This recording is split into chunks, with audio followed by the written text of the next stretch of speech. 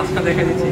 আচ্ছা এটা হলো পিএফআই 12 স্টেজের পিএফআই, দেখেন 1 2 3 4 5 6 7 8 12টা স্টেজ। এখানে লেখা আছে আইএনডি মানে ইন্ডাকটিভ, এখানে লেখা আছে ক্যাপাসিটি।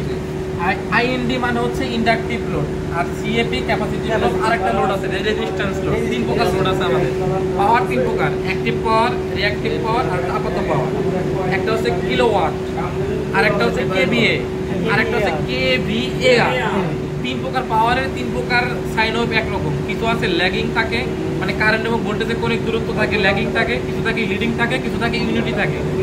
যখন আপনি ইন্ডাকটিভ থাকবে তখন বুঝবেন যে আপনার এখানে যে পরিমাণ ক্যাপাসিটর আছে আপনার লোডের সাথে ও মোটামুটি ঠিক আছে। আর পিএফআই কিন্তু সবসময় লোডের প্যারালালে থাকে, পিএফআই সবসময় লোডের প্যারালালে থাকে।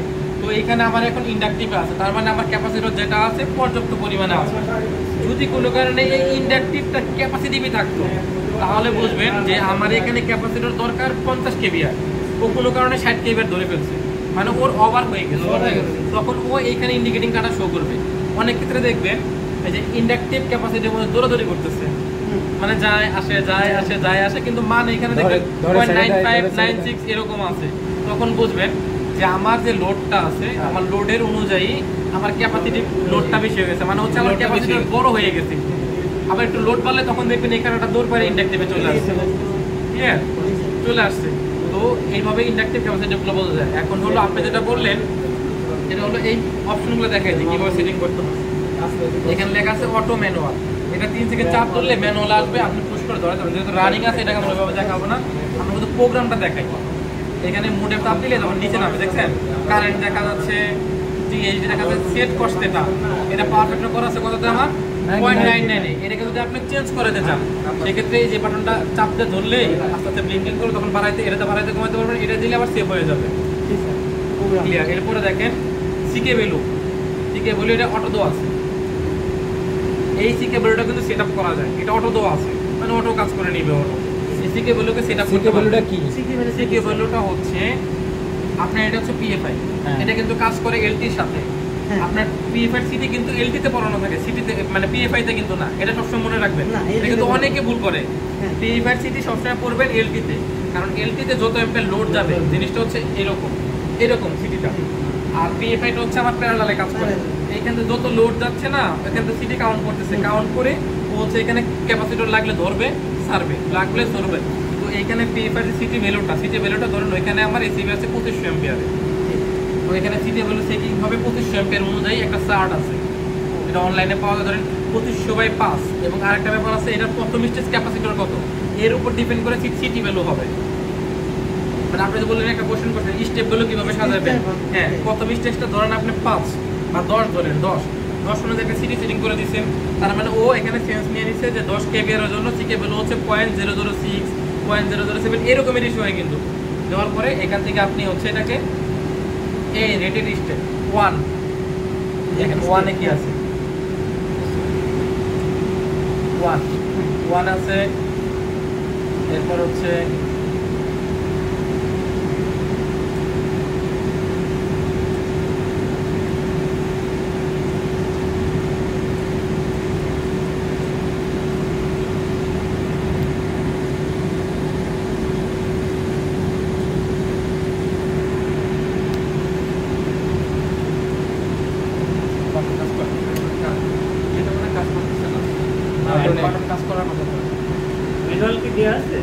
না ম্যানুয়াল না থাকলে কাজ করবে, স্টেপ ভ্যালু দেওয়া যায় এখান থেকে। ধরেন যদি আমি বলি আপনাকে হয়তো এটা কাজ করছে না,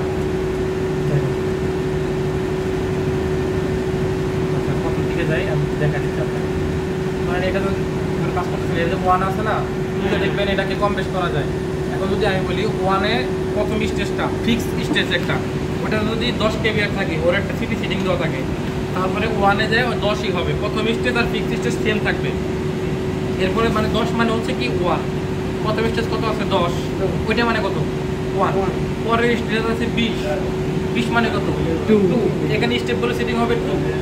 এরপরেরটা আছে কত ধরেন 50, তার মানে 5, স্টেপ বলে হবে 5। ও এইভাবে বুঝে নেবে যে 5 মানে 50, ওইটা রেশিও করে নেবে। ঠিক এইভাবে সেটিংগুলো হয়। এটা তো বুঝছে না একটু না। এখানে হাই স্টেপ ভ্যালুগুলো করা যায়। পাওয়ার না থাকলে আরও চেষ্টা করে এটা রিসেট করে দেখা যাবে, তো পাওয়ার আছে যেগুলো আমার ডিসকাস হয়ে যাবে। স্যার ধরে নেন আমাদের এটা 1200 কেভি আর স্যার ক্যাপাসিটি রেখে হচ্ছে স্যার আমাদের ইয়ে, তাহলে এই প্রথমে স্যার এই ফিক্সড কত ক্যাপাসিটার দিব আর হচ্ছে স্যার আচ্ছা এর একটা হিসাব আছে। আপনার ট্রান্সফরমার উপর ডিপেন্ড করে পিএফআই হবে। ট্রান্সফরমারে 60% হচ্ছে পাওয়ার ফ্যাক্টর।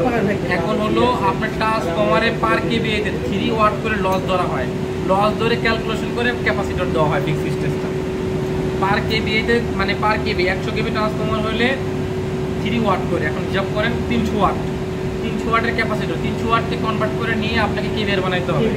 আমাদের দেশে সচরাচর একবারে মানে 2.5 কেভির নিচে ক্যাপাসিটরে পাওয়া যায় না, 2.5 কেভির নিচে ক্যাপাসিটর পাওয়া যায় না। আর 2.5 কেভির ক্যাপাসিটরে আপনি অ্যাকচুয়ালি দেখবেন ক্যাপাসিটর গায়ে কতগুলো স্লট লেখা থাকে, 440 ভোল্টেজে ও 2.5 কেভি আর 2.5 কেভিআর, 415 ভোল্টেজে ও হচ্ছে 2 কেভিআর, 400 ভোল্টেজে ও হলো 1.8 কেভিআর, 380 তে যখন ভোল্টেজ তত কমবে কেভিআর তত কমে যাবে, এবার তত কমবে। তার মানে হচ্ছে আমাদের দেশে তো ক্যাপাসিটর তৈরি হয় না, বহির্বিশ্বের অনুযায়ী হয়। বহির্বিশ্বের অনুযায়ী আমরা যদি পাই 25, আমার এখানে 22.8 পাবো, মানে আমাদের দেশে ভোল্টেজ অনুযায়ী।